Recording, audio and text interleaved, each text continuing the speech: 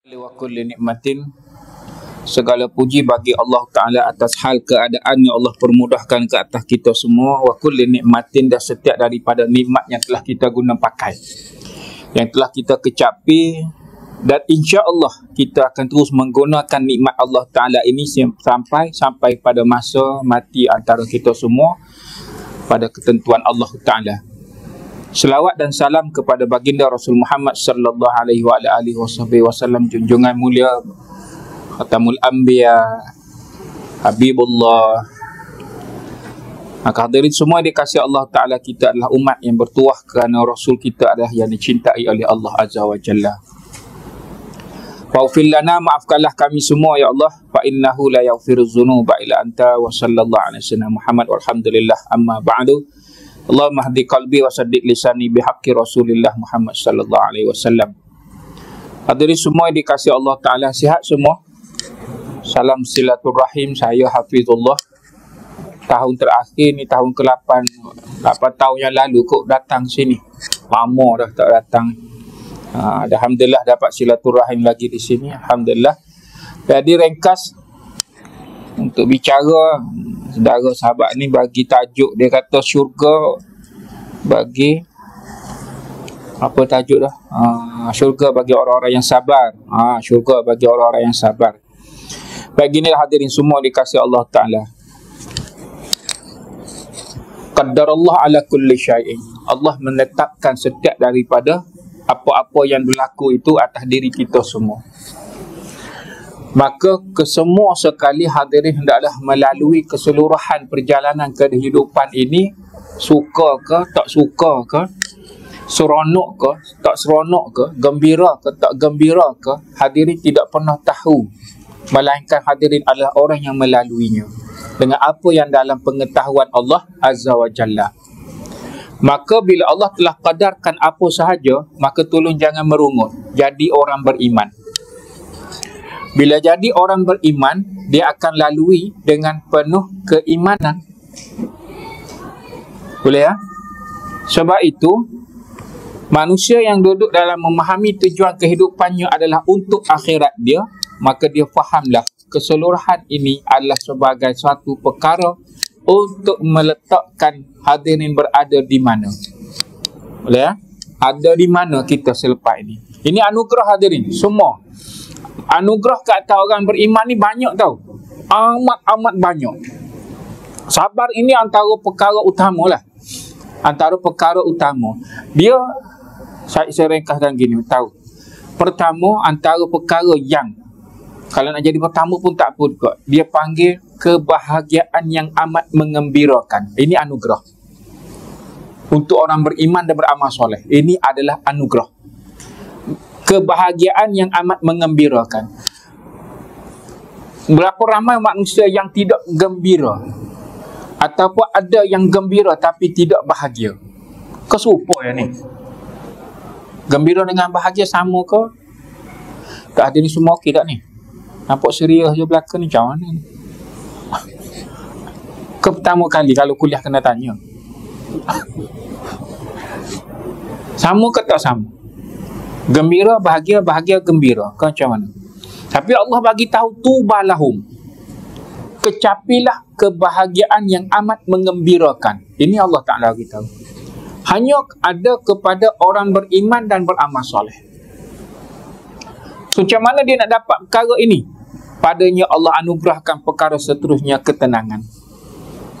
Macam mana dia akan mendapat ketenangan? Dirinya adalah orang yang sentiasa beristighfar kepada Allah Azza wa Jalla. Jadi, perkara ini hadirin, dia tidak akan mampu melalui kesemua sekali, melainkan dia menjawab persoalan Allah Azza wa Jalla. Apa dia?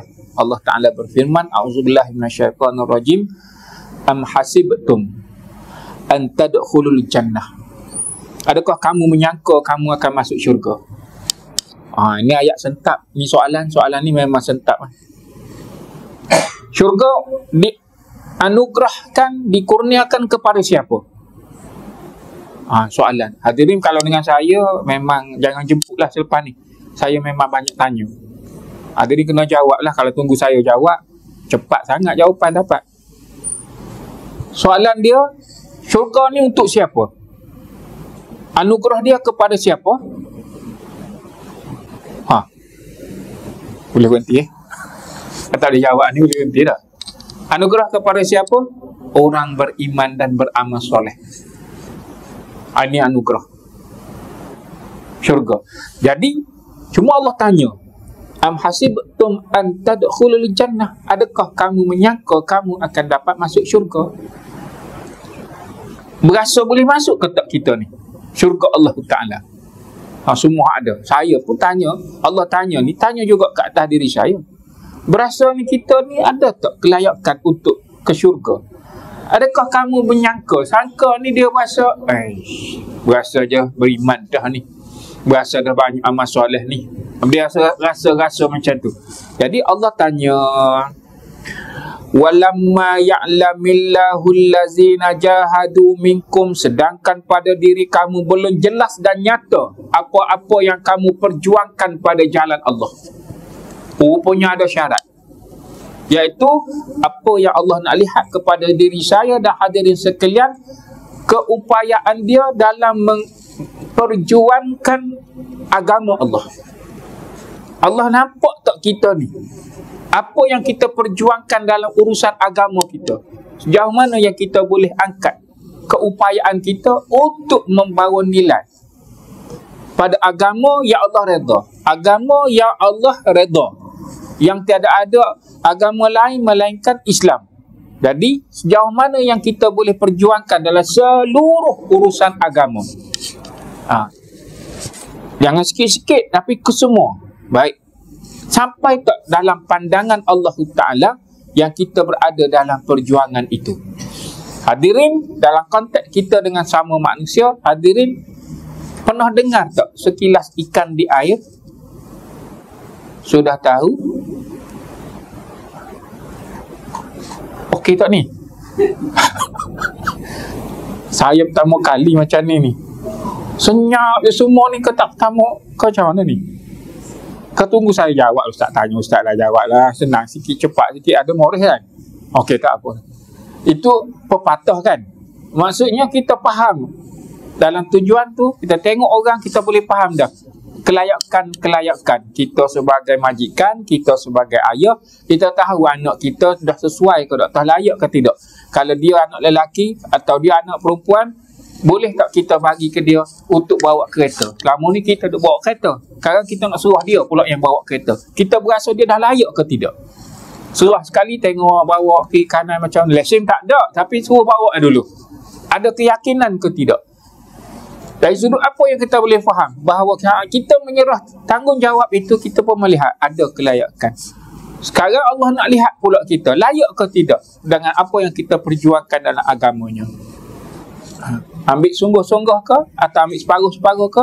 Sebab Allah tanya, am hasibatum an tadkhulul jannah, adakah kamu menyangka kamu boleh masuk syurga? Alamma ya'lamillah allazina jahadu wa minkum wa ya'lamas sabirin. Ini yang tajuknya tadi.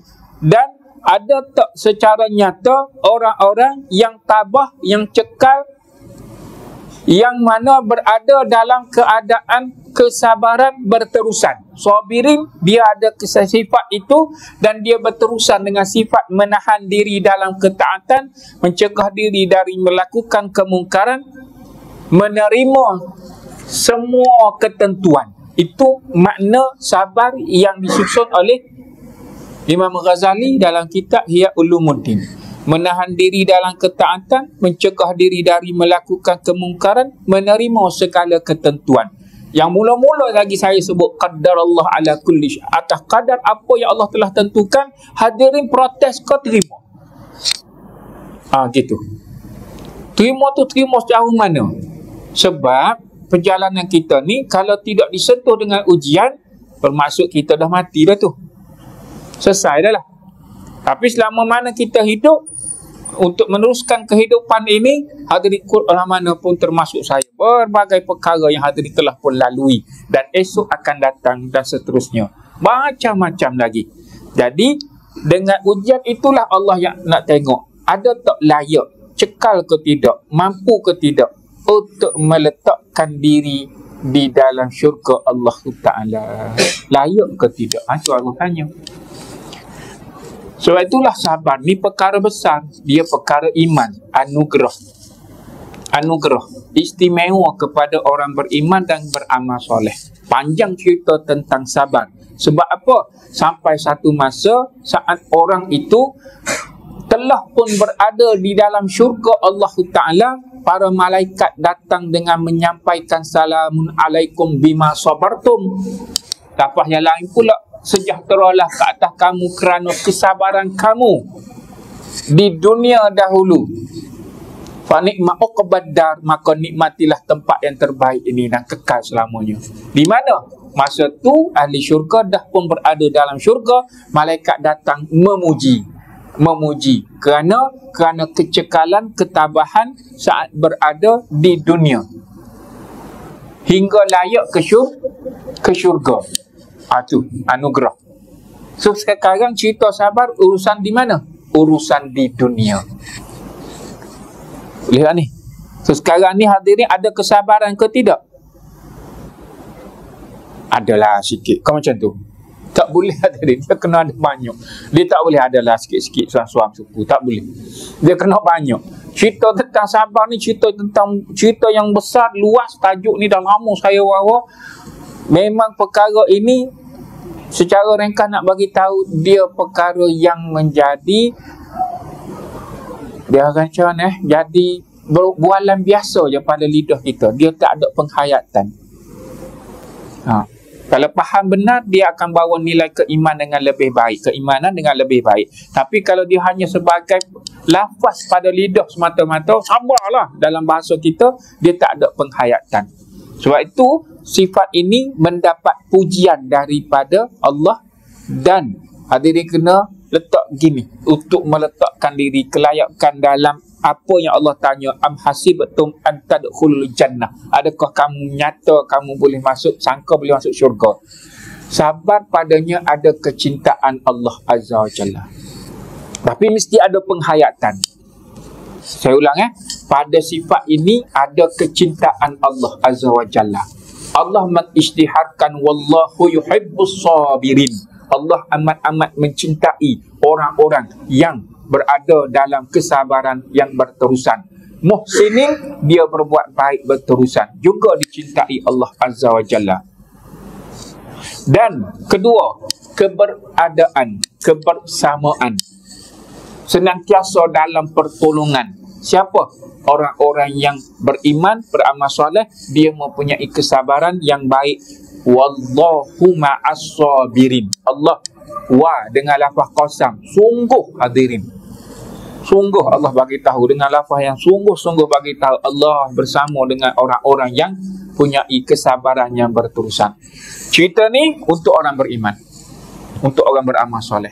Dia faham tujuan kehidupan untuk akhirat. Dia duduk dalam nilai faham iman itu adalah percaya dan yakin dengan apa yang Allah janjikan. Seperti Allah bagi tahu, wa basyiril ladzina amanu wa amilus solihat, sampaikan berita gembira kepada orang-orang yang beriman dan beramal soleh, annalahum, sesungguhnya mereka itu lelaki dan perempuan, jannatin tajri min tahtihal anhar, adalah untuk mereka syurga-syurga Allah Ta'ala yang di bawahnya mengalir sungai-sungainya.